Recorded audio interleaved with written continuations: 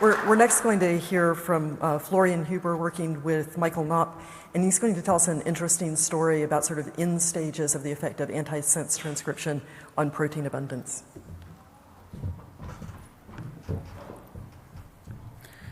Okay, good afternoon. It's a pleasure to give this talk today. So I'll tell you a bit about protein abundance control by non-coding antisense transcription. So it's been known for a long time now that the RNA landscape in yeast is pervasively transcribed. So in addition to different types of mRNAs, of course, you also have a host of several non-coding RNAs. And what we were interested in our lab was the function of 3' antisense SATs. So these are so-called stable unannotated transcripts, so you can detect them in wild-type cells. And importantly, they are transcribed from the 3' end of coding genes, so from mRNAs, in antisense direction, and we wanted to know what is their biological function. So obviously, there is already quite a bit of research on this topic. The first source of knowledge comes from several single gene studies that have uncovered several functions of these antisense RNAs. For example, in meiosis, you have this IME4 gene, which is necessary for genes to go for the cell to go into sporulation. And actually, in haploid cells, this gene is suppressed by an antisense RNA called RME2. Then there has also been a number of high-throughput studies based on transcriptome data. And on the one hand, these studies have told us a lot of about the architecture of the yeast transcriptome. And from a functional point of view, a recurring observation has been that there is a mutual inhibition of sense and antisense transcription. However, this was often a weak correlation, and it did not hold for all genes observed. So there are two main open questions. The first one is how many antisense RNAs have a functional impact? And the second question is, if we can identify a set of functional antisense RNAs, is there anything they have in common? So what we wanted to do is we wanted to come up with a strategy to look at the effect of antisense on a gene-by-gene basis, and at the same time to do this for many genes at once. So if you consider now a gene that has both a sense and an antisense transcript, well, if you want to know about the function of this antisense transcript, first of all, it would be good to really look at the protein level, because that's one of the shortcomings of basically all these previous studies on antisense RNAs, is that they always look at the RNA level. We wanted to look at the protein level. Now, it would be an easy thing to to find out the function of this antisense transcript by adding something that we call a unidirectional terminator, and it's actually based on a paper that's been published already a long time ago. And this paper showed that if you insert a certain stretch, a sequence stretch from the Fo5 gene downstream, that this sequence stretch has the property to terminate the transcription only in one direction. And the second important part of our strategy is that we used seamless tagging, so everything in the 3' region of the mRNA would be left intact, and no marker genes or other scars from tagging would be left behind. And in order to control for potential effects that we get from inserting an additional, in this case, 80 nucleotide stretch, we would compare this to so-called scrambled versions, so the Fo5 scrambled construct.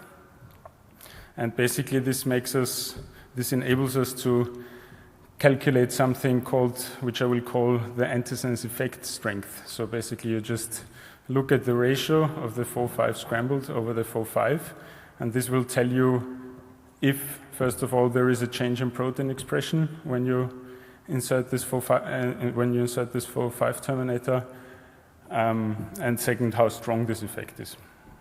Okay. So then we did a few controls to make sure that this worked. It did. There's no time to show this here in detail. But so this was nice. And then what we decided to do is, because we have all these nice high throughput genetic tools in yeast, we decided to actually construct now an antisense library. And we took an array of 188 genes, which fell into 3 different categories, which would hopefully tell us a bit more about the function of antisense transcription. So the first group of genes would be genes where tiling array data showed us that the antisense transcript overlaps the sense transcript start site. The second group of genes were the annotated antisense transcript did not overlap the sense transcript start site. And then there was also a group of 26 control genes where there was no antisense RNA annotated in the genome. And for all of these genes, we tagged them with either only GFP or FO5 or this FO5 scrambled version, and we did all our measurements in 2 biological replicates to get good statistics. Okay, so after this, we, of course, wanted to have a method that would be as sensitive as possible for measuring protein levels, and for this, we decided to go for high-throughput quantitative microscopy. So what you can see here, for example, is the data for the IME4 gene.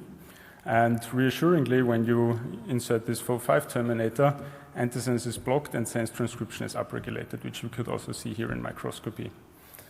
Importantly, we would always co-culture non-fluorescent cells and distinguish them with a heterologous M-cherry cassette in order to do, on a well-by-well basis, background subtraction and normalization. And then we did this imaging for this whole antisense library in 4 different growth conditions. And what we got is this here. So here you see a plot of p-values versus the effect size of antisense. And you can see 2 main things.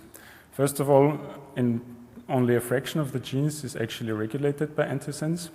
Second of all, the effect size of antisense was always negative. So antisense almost exclusively repressed sense gene expression.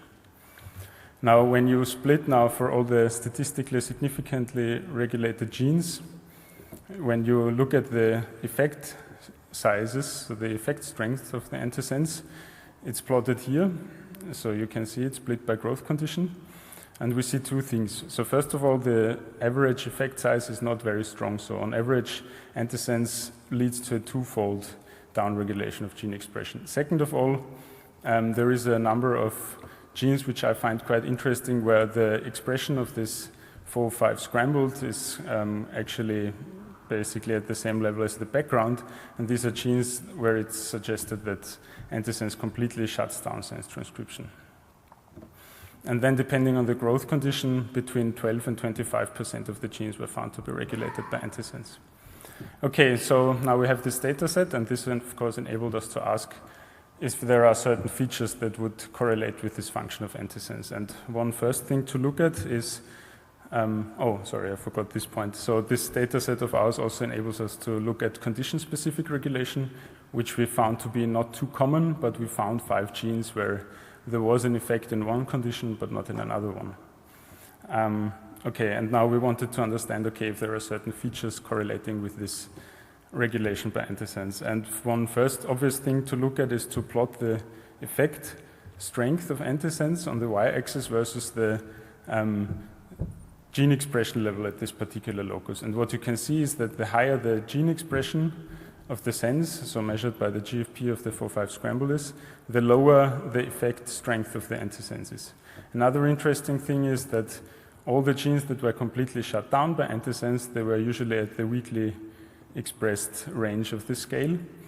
And another interesting thing I found is that this kind of plot can at least partially explain condition specificity of antisense regulation, because, for example, this RO10 gene that I just showed you, it's a gene that is just strongly upregulated in YPE, and therefore it's not, therefore it falls into this regime of not being regulated by antisense anymore. And this confirms previous hypotheses that speculated that antisense mainly affects weakly expressed genes, something that our data confirm.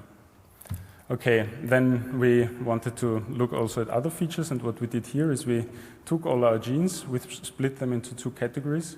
The first category is all the genes that were regulated by antisense in at least one condition, and all the other genes that were never found to be regulated by antisense.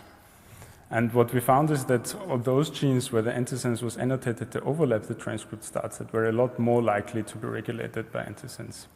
However, when you look at this here, you see that there is at least one obvious question coming up, and this one is that, why are there even 3 genes that we found to be regulated by antisense in our assay, even though there is no annotated antisense? And we thought, okay, maybe it's just the assay. Our annotations are based on tiling array data. So we wanted to look at the complementary assay, and so we turned to NetSeq data. That is a complementary method that can also detect very quickly degraded transcripts. And we thought, okay, maybe it was just the sensitivity of our method. And that's indeed the case. So when you look at, for example, when you plot the antisense reads for one of the genes that had no annotated antisense, RCR2, you can still see a good number of NetSeq antisense reads in these genes. So that's one interesting thing that we found. Another interesting thing that we found is that even in those cases where the antisense transcript was annotated to not overlap the sense transcript start set, when we plot a metagene plot of the antisense reads and compare the regulated genes to the non-regulated genes, we have here the transcript start set, and we can see that the genes that were regulated by antisense, NetSeq actually picked up a good number of reads at or very close to the transcript start site. Another interesting thing we found is that when we now take all the genes that had an annotated overlap with the sense transcript start site, and we look now around the stop codon, we can see that the genes that we found not to be regulated by antisense, in fact, had the peak of antisense transcription already well into the coding sequence. So we speculate that actually maybe some of those genes are actually false negatives. And the conclusion of all this data is that even though that when you compare now NetSeq data to our original tiling array data, we think that this NetSeq data strengthen our point of a functional importance of the transcript start set overlap of the antisense transcription, because even those genes that are originally and also in databases, in fact, annotated to not overlap the transcript start site, if we found such a gene to be regulated by antisense, it was in most cases also really overlapping at an PSS overlapping antisense transcript. Okay, and one last thing that we wanted to check from a functional point of view is expression noise and antisense. So even if mean expression levels aren't changed, it could still be that noise is affected, and this, of course, is the biological importance of impacting how cells could respond to the environment. And so how do you measure noise? Well, measuring noise you can do by looking at the CV, so just standard deviation by the mean. And there is a nice way to do this for many genes, and this is by FACS. So you gate for a very homogeneous cell population so that you get rid of extrinsic noise that comes from just differences in cell size or cell cycle, for example. And then you calculate the CV and you correct for certain confounding factors that come from protein abundance, which I don't have time to show here.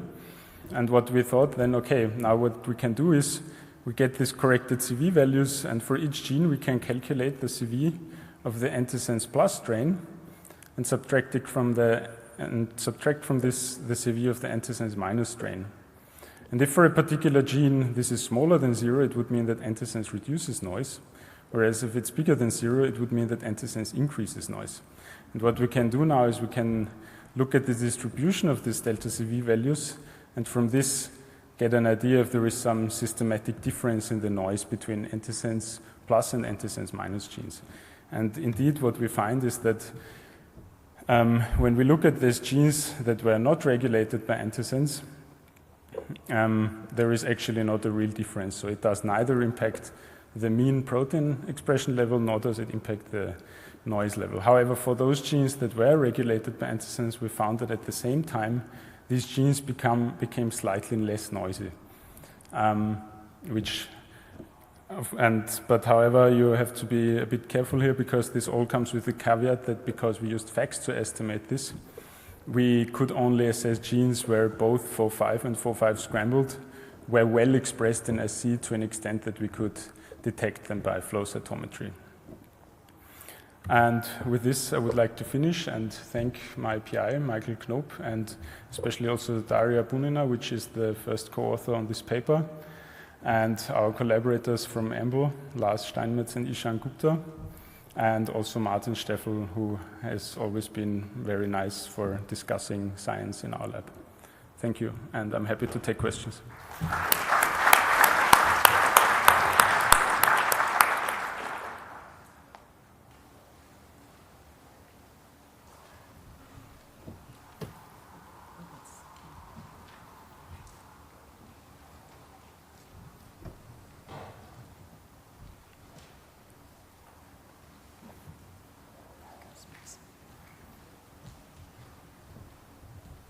So what fraction of yeast genes have these 3' ends, and what fraction? There's a bunch, I guess, that have 3' antisense but don't overlap. What's the proportion of each? Do you know? From this antisense sets, there are in total around 600 genes. Okay. And the ones that overlap the transcript start set, I don't know the precise number, but from what I remember, it was something like 30 to 40%. I mean, there is also a certain number that premature quite early. I mean, there are really genome surveillance mechanisms that try to limit this divergent transcription. Yeah. So do you think the ones that don't overlap would overlap under different growth conditions, or do you think they have other functions? So what I think is that actually the overlap is probably controlled by strand-specific termination factors, for example, by the NAD1, NAD3, SAN1 complex. And I think that it's more the mutual inhibition of sense and antisense that will basically determine who wins. So if the sense expression is already weak, we see quite a lot of genes, if you remember this one plot, where the antisense will serve to completely shut down those genes.